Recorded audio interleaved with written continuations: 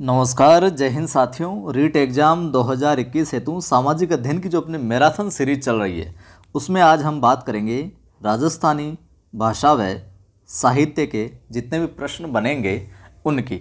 ये कक्षा 9 और 10 की जो नवीन पुस्तकें जुड़ी हैं राजस्थान कला संस्कृति वाली, वो और अन्य पुस्तकों के अंदर राजस्थान भाषा व साहित्य से जुड़े हुए तमाम सवाल है उनका संकलन किया गया है।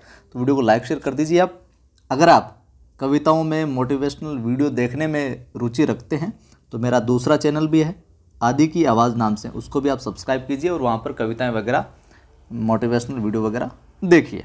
प्रारंभ करते हैं।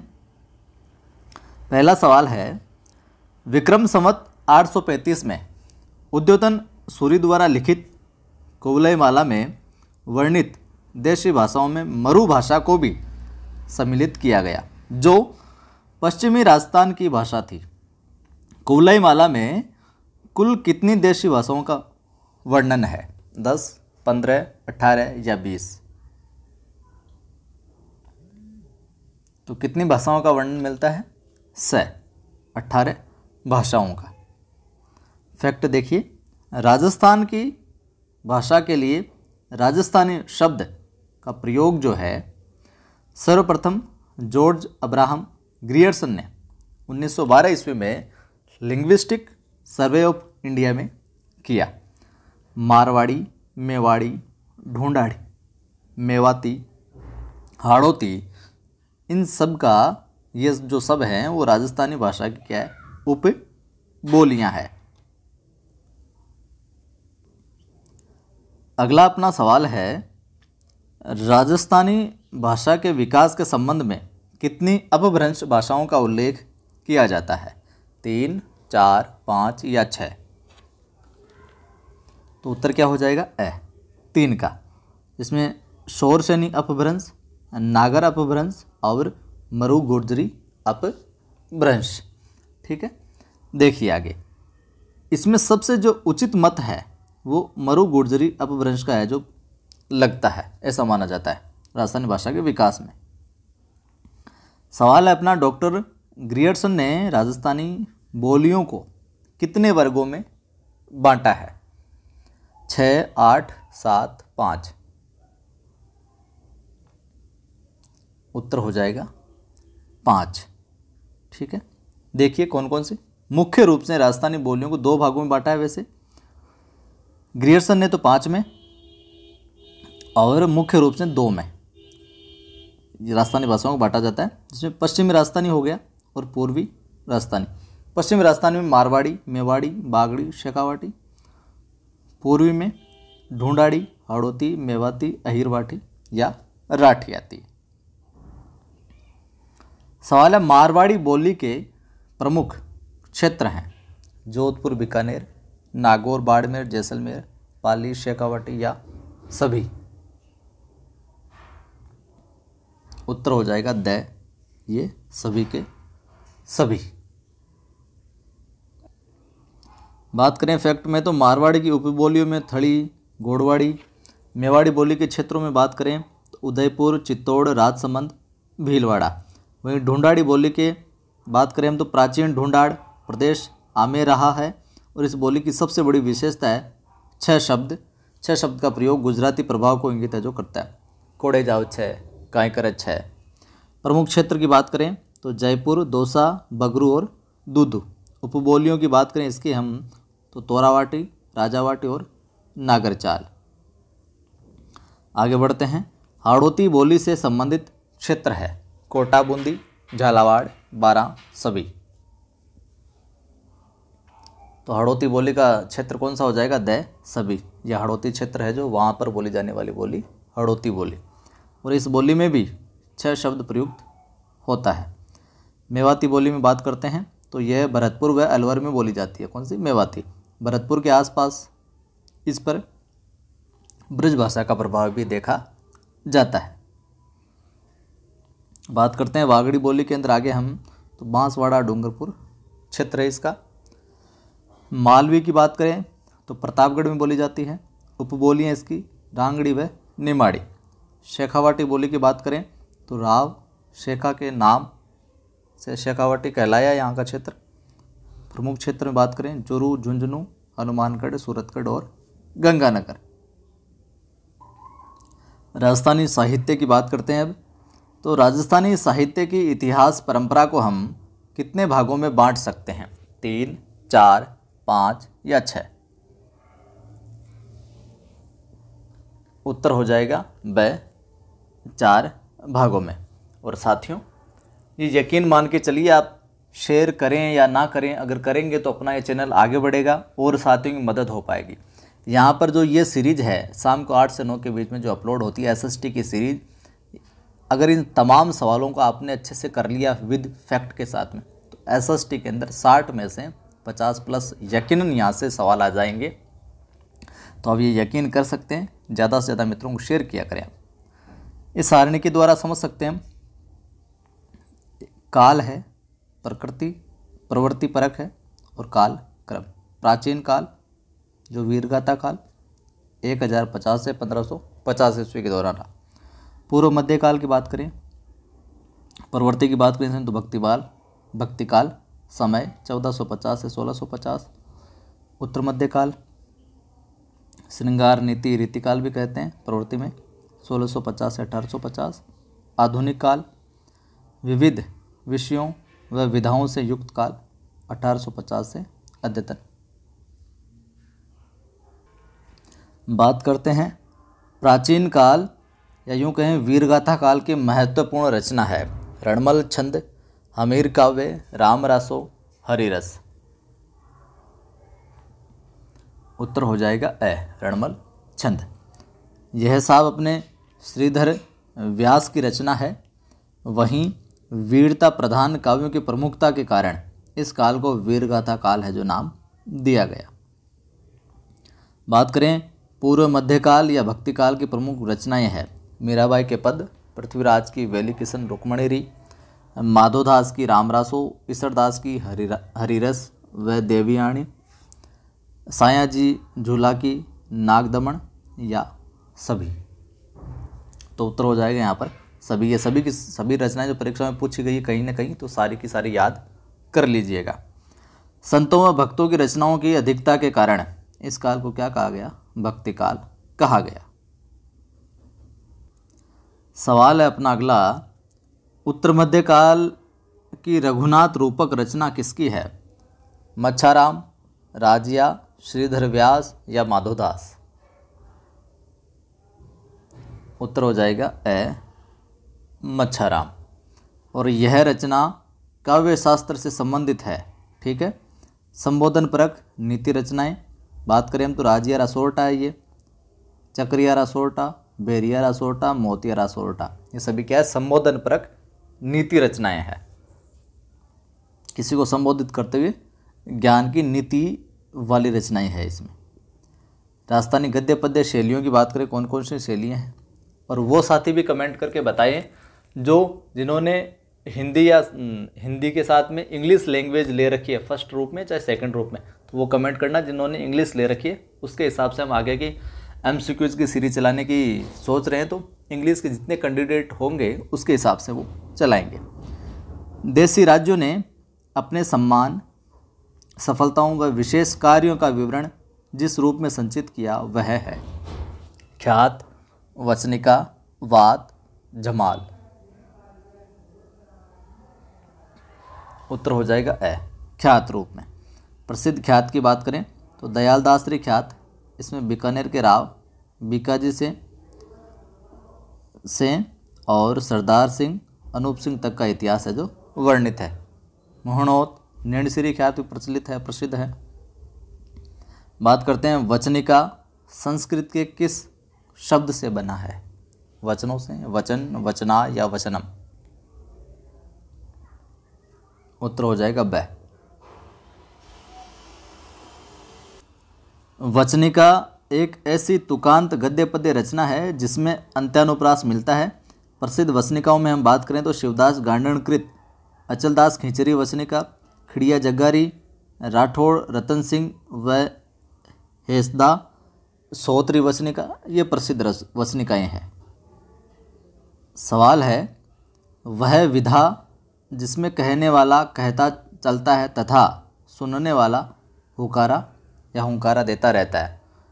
दवावेत, वात, वचनिका, झमाल। दादा दादी से कहानियाँ सुनी होगी बचपन में, तो कहेगा हुंकारो दितो रिजी तू, हाँ भरतो रिजी मतलब, तो वो है वात विधा। वात 3 रूपों में मिलते हैं, गद्यमय, पद्यमय और गद्य पद्य। प्रमुख वातों की हम बात करें तो राव अमर सिंह री वात, खिंचियारी वात, बाबूजी री वात, कानड़देरी वात। दवावेत शैली की बात करें तो ये कलात्मक गद्य का अन्य रूप है। यह वचनिका की तरह ही होती है। वचनिका राजस्थानी में लिखी होती है, किंतु दवावेत उर्दू व फारसी शब्दों से युक्त जो होती है। सवाल है, वह विधा या शैली जिसमें पहले पूरा दोहा फिर 5वें चरण में दोहे के अंतिम चरण को दोहराया जाता है, जमाल, वाद, प्रकाश या पर्ची, क्या कहलाता बताइए। तो क्या उत्तर हो जाएगा ए, जमाल है जो कहलाता है। प्रसिद्ध झमाल की हम बात करें तो वो है राव इंद्र सिंगरी झमाल। झूलना शैली की हम बात करें तो ये राजस्थानी काव्य का मात्रिक छंद है। ध्यान रखिएगा, झूलना शैली मात्रिक छंद, नया टॉपिक है, पूछा जा सकता है। इसमें 24 अक्षर के वर्णित छंद के अंत में यह गण होता है। प्रसिद्ध झूलना, अमर सिंह राठौड़ का झूलना और राव सुल्तान देवड़ारा झूलना। पर्ची शैली की हम बात करें तो पर्ची शैली में संतों का जीवन परिचय पद्यबद्ध रचना में मिलता है। पर्ची में उसे ही पर्ची कहा जाता है। प्रसिद्ध पर्ची में बात करें, संत नामदेव की पर्ची, कबीर री पर्ची, संत रैदास की पर्ची, संत पीपारी पर्ची, दादूरी पर्ची और मीराबाई री पर्ची। इनके अंदर संतों का परिचय है जो देखने को मिलता है पद्यबद्ध रचनाओं में। सवाल है, किसी वंश अथवा व्यक्ति विशेष की उपलब्धियों या घटना विशेष पर प्रकाश डालने वाली कृतियों को कहते हैं पर्ची, प्रकाश, झमाल या वाद। उत्तर हो जाएगा ब, प्रकाश। प्रमुख प्रकाश की हम बात करें तो किशोरदास का राजप्रकाश, आशय मानसिंह का महायश प्रकाश, करणीदान का सूरज प्रकाश। मर्ष्या शैली की बात करें, इसमें इन काव्यों की रचना जो है शोक व्यक्त करने हेतु की जाती है। मर्ष्या की प्रमुख मर्ष्या राणे जगतराव मर्ष्या। अगला सवाल है, यह किसकी परिभाषा है? यह किसकी परिभाषा है कि जिस काव्य ग्रंथ में किसी राजा की कीर्ति, विजय, युद्ध, वीरता आदि का विस्तृत वर्णन हो उसे रासो कहते हैं। तो किसकी डेफिनेशन है ये? मोतीलाल मेनारिया, रामलाल बगड़ावत, श्रीधर शर्मा, दयाल राम विद्वारक। तो किसने कहा ये? उत्तर हो जाएगा ए, मोतीलाल मेनारिया साहब ने। प्रमुख रासो देख लीजिए, इनको कहीं ना कहीं पूछा गया है तो याद रखिएगा। माफ़ कीजिए। पृथ्वीराज रासो, चंद्रबरदाई कई बार पूछा गया है। बिसल देव रासो, नरपति नाल्या ये भी पूछा गया। संगत रासो, गिरधर आसिया, खुमाण रासो, दौलत विजय पूछा गया है। रतन रासो, कुंभकर्ण, हम्मी रासो, जोधराज कृत ये भी पूछा गया। बात करें शैली में आगे तो रूपक शैली आती है एक, किसी वंश व्यक्ति विशेष की उपलब्धियाँ, इसमें उपलब्धियों के स्वरूप का दर्शन वाली जो काव्य कृति होती है वो रूपक शैली में। प्रमुख रूपक की बात करें तो राजगुण रूपक, रूपक गोगादेजीरो, राज रूपक। सवाल है, वह विधा या शैली जिससे किसी विषय का विस्तृत विवरण प्राप्त होता है, इसमें शासक, उसका परिवार, उसका क्षेत्र व राजनीतिक सामाजिक व्यक्तित्व का वर्णन है जो मिलता है। किसमें मिलता है बताइए साहब? विगत में, रासों में, रूपक में या साखी में? उत्तर हो जाएगा ए, इसमें आबादी, भूमि, फसल आदि जानकारी भी मिलती है। वेली शैली की बात करें तो इनके विविध विषय होते हैं। प्रमुख वेली में दईदास जेतावल री वेली, राव रतन री वेली। साखी शैली की बात करें, यह साक्षी शब्द से बना है। इसमें संतों द्वारा अनुभव किए गए ज्ञान का वर्णन होता है। कबीर की साखियाँ प्रसिद्ध है। वह विधा जो साधारण पढ़े लिखे लोगों द्वारा लिखी गई है तथा जनसाधारण भावनाओं को आम जन तक पहुंचाते हैं इस विधा के माध्यम से। कौन सी? वेली, साखी, सिलोका या विगत? तो उत्तर हो जाएगा से सिलोका। प्रसिद्ध सिलोका में बात करते हैं राव अमर सिंह रा सिलोका, अजमालजी रो सिलोको, दूसल सिंह रो सिलोको। आधुनिक राजस्थानी साहित्य को देख लेते हैं। द्रौपदी विनय किसकी रचना है? रामनाथ कविया, दईदास जेतावास, शंकरदान सामौर या हिंगजाजदान कविया। उत्तर होगा ए। इसमें क्या नारी चेतना को जागृत किया है? सोनाणी कवि मेघराज मुकुल की रचना है। सेनानी या सोनाणी कवि मेघराज मुकुल की कविता है। राधा काव्य कृति सत्यप्रकाश जोशी की है। मिंजर लीलटास कन्हैयालाल सेठिया के काव्य है। पूछा जा सकता है इनके बारे में। मिलान करना है काव्य रचनाएं और रचनाकार है दूसरी तरफ, तो सभी सुमेलित देख लीजिए। जुड़ाव पारस अरोड़ा की, गांव गोवर्धन सिंह शेखावत, आधुनिक राजस्थानी साहित्य में है ये। कठई की वेगो तेज सिंह जोधा की, सोजती गेट पग फिरो मणि मधुकर, बोले शरणाटो बांधा में भूगोल, बाथा में भूगोल, माफ कीजिए बाथा में भूगोल, हरीश बधाणी की।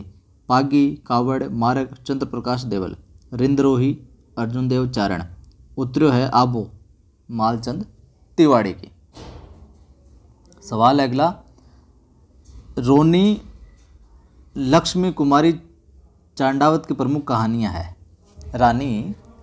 रानी माफ़ कीजिएगा, यहाँ पे थोड़ा सा लिखने में गड़बड़ हो गई थी। रानी लक्ष्मी कुमारी चांडावत की प्रमुख कहानियां हैं मांजड़ रात, अमोलक वाता, मुमल, गिर ऊंचा ऊंचा गढ़ा, केरे चकवा बात और सभी। तो उत्तर हो जाएगा ये सभी की सभी इनकी रानी लक्ष्मी कुमारी चांडावत की रचना कहानियाँ हैं प्रमुख। विजयदान देथा की कहानी संग्रह की बात करें हम तो बातारी फुलवारी 13 खंडों में। दुविधा, उलझन, अंतराल, अलेख, हिटलर, सपन, क्रिया। पूछा जा सकता है इनके बारे में भी। यादवेंद्र शर्मा की कहानियों में बात करें या उपन्यासों में, जमारो, समंद अर्धार, हूँ गोरी किण पीवरी, जोग संजोग, चांदा सेठानी। सवाल है परण्योड़ी कंवारी कहानी किसकी है? देखिए क्या क्या राजस्थानी के अंदर आपको नाम है जो बिल्कुल आकर्षित करने वाले मिलते हैं। परण्योड़ी कंवारी कहानी किसकी है? नथमल जोशी, यादवेंद्र शर्मा, विजयदान देथा या फिर लक्ष्मी चुड़ावत। उत्तर हो जाएगा ए। इनके उपन्यास हैं और आभे पटकी, धोरा रो धोरी, एक बीननी दो बीन। मिलान करना है, साहित्यिक पत्रिका है और संबंधित व्यक्ति है। साहित्यिक पत्रिकाओं से संबंधित पूछा जा सकता है। सभी सुमेलित है। बीकानेर की वातायन हरीश बाधानी, अजमेर की लहर प्रकाश जैन,